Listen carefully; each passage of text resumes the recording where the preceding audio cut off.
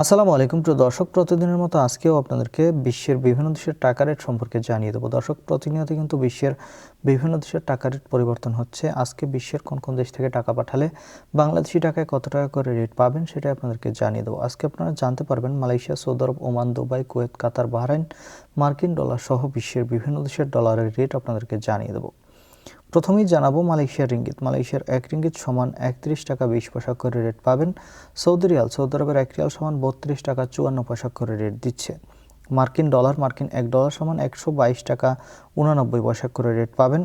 Qatari Real, কাতারের ১ Real সমান ৩৩ টাকা ৬১ পয়সা করে রেট দিচ্ছে। বাহরাইনের ১ দিনার সমান ৩২৪ টাকা ২৬ পয়সা করে রেট পাবেন। ওমানি রিয়াল, ওমানের ১ রিয়াল সমান ৩১৭ টাকা করে রেট পাবেন। ইউনাইটেড আরব আমিরাত, দুবাইয়ের ১ দিরহাম সমান ৩৩ টাকা ৩০ পয়সা করে রেট পাবেন।